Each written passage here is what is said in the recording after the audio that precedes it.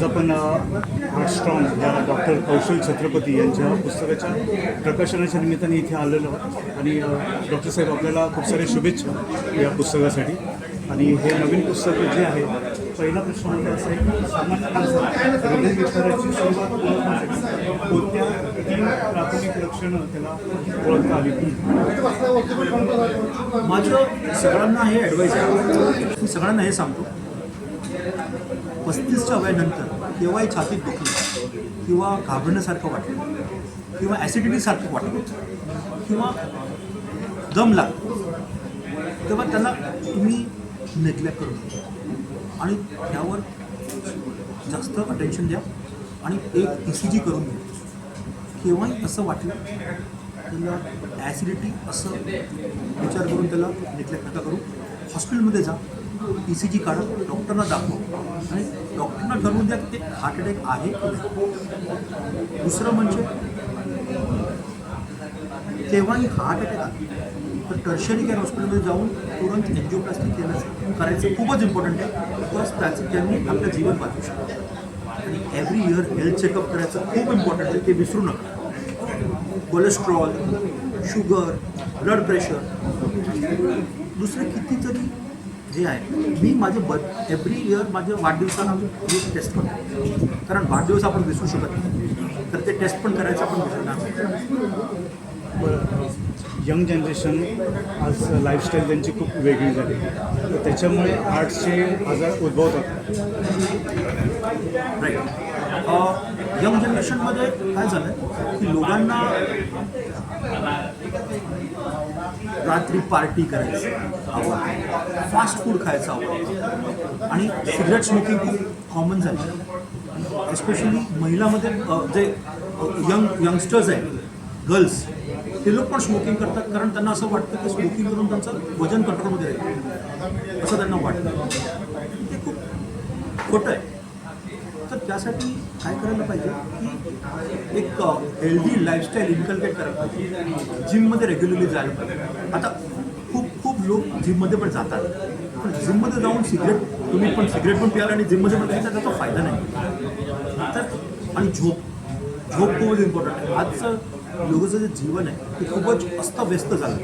म्हणजे नेटफ्लिक्स बघत राहणार किंवा आपण OTT बघत राहणार, पण रात्री 2 वाजतापर्यंत कोण झोपत नाही. इंस्टाग्रामचे रील्स स्क्रॉल करायचं ॲडिक्शन झालं आहे. काय लोक 4-4, 5-5 तास कसे स्क्रोल करतात मला माहिती. तर हे सगळं चेंज करायला पाहिजे. मग एखादी व्यक्ती आपल्याला फिट दिसते, पण अचानक ऑल ऑफ अ सडन आपल्याला माहिती पडतं की त्याला अटॅक आला आणि तो गेला. मी तेच सांगतो, फिट आणि हेल्दीमध्ये बरंच फरक आहे. आपल्याला वाटतं जे फिट आहे ते हेल्दी आहे, तसं नाही. म्हणजे तुम्ही मॅरेथॉन पळाल तर तुम्ही फिट आहात असं नाही. कारण काय होतं, तुम्ही मॅरेथॉन केलं पण तुमचे LDL कोलेस्ट्रॉल 180 असतं तर कुठले फिट. तुम्ही 6 पॅक ॲप्स केलं, बनवले 6 पॅक ॲप्स, पण त्याच्यासाठी स्टिरॉइड्स घेतले, कुठले फिट. उलटं तुमचं नुकसान आहे त्याच्यात. तर फिट राहायचं तर चांगलं आहे, पण त्याच्यापेक्षा जास्त महत्त्वाचं हेल्दी राहा. यासाठी रेग्युलरली आपलं चेकअप करत राहा. Every 1 year total body checkup करायचं खूप इम्पॉर्टंट आहे. स्ट्रेस टेस्ट करायचं खूपच इम्पॉर्टंट आहे. आफ्टर कोलेस्ट्रॉल मेजर करायचं, शुगर मेजर करायचं. सगळ्यात रोज आपल्याला 5 कुठल्या गोष्टी करायला पाहिजे याच्याने आपलं हार्ट सगळ्यात सेफ राहील? त्यांचं आहे. नंबर 1, पहिलं झोप बरोबर घ्या. 8 hours of sleep is mandatory, ते घ्या.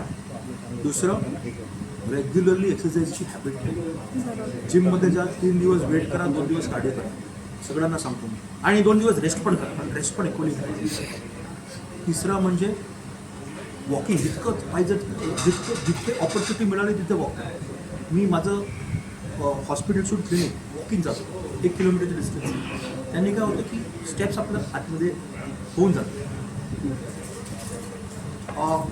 स्ट्रेस घेऊन रिलॅक्सेशन करा, ओके, मेडिटेशन करा, ओके, आणि रेग्युलरली हेल्थ चेकअप्स करा. असं नको की आपल्याला काही सरप्राईज मिळालं पाहिजे. तर तुमच्या पुस्तकात तुम्ही एक वाक्य खूप महत्त्वाचं बोलले, देवाने द्यायला विसरलेलं हृदयाचं ओनर मॅन्युअल. हां, तर हे असं तुम्ही बोलताना एक मॅसेज तर जातोच आहे, पण त्याच वेळेला पुस्तकाबद्दल देखील तुम्हाला काय सांगायचं आहे?